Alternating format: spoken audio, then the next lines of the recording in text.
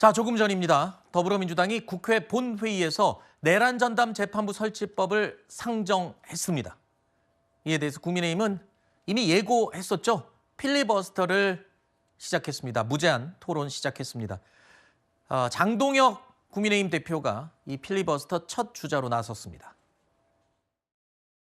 이번 내란 전담 재판부 설치법은 위헌성과 위험성을 모두 제거했습니다. 무엇보다 조희대 대법원장의 입김을 최대한 차단한 점이 이번 수정안의 장점입니다. 나경원 전 원내대표의 표현에 의하면 독극물에서 좀에 드러낸다고 그 독이 사라지는 것이 아니다. 그래서 위헌 요소는 여전히 남아있다. 여야 원내대표가 만나서 다시 한번 논의하기를 강력히 촉구합니다. 그래서 오늘 본회의에서 이 위헌적인 두 개 법안 상정 처리하는 것을 일시 보류할 것을 제안을 하는 바입니다.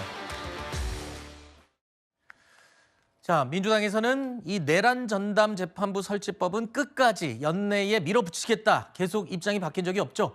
자, 그야말로 진토 끝에 최종안이 나온 겁니다. 위헌 논란이 있었던, 그러니까 위헌 소지를 최소화하겠다라고 밝혔던 부분, 바로 판사 추천 부분입니다. 이 판사 추천위원회를 최종안에서 뺐습니다.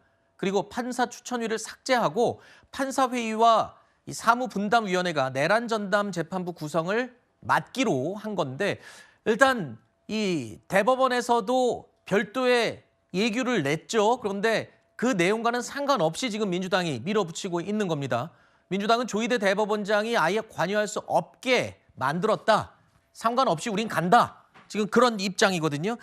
하지만 또 조희대 대법원장이요, 민주당의 안에 대해서 또 오늘 아침 출근길에 검토해보겠다라고 했고, 오늘 전체 법관회의가 또 열려요. 그럼 여기서 또 의견을 내놓을 거 아닙니까? 네.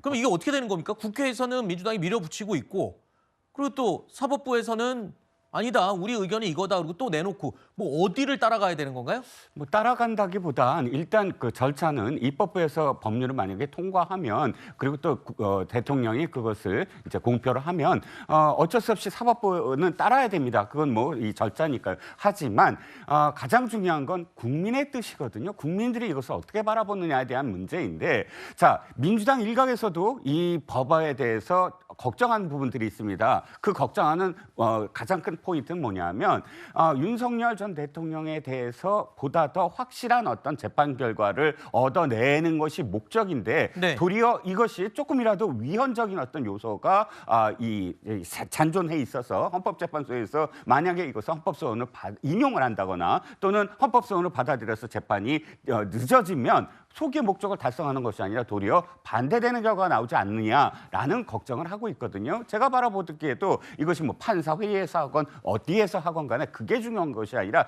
특정한 사건이나 특정한 그러니까 그 피고에 대해서 어떤 특별한 재판부를 만드는 건 변한 게 없습니다. 똑같죠. 이게 처분적 법률이거든요. 처분적 법률은 바로 특정 특정 사건만 한해서 지금 어떤 특별한 재판을 하겠다, 인적 구성을 하겠다라는 것이기 때문에 역시 지금 이 부분과 관련돼서는 위헌적 요소가 저는 사라지지 않았다라고 생각을 합니다.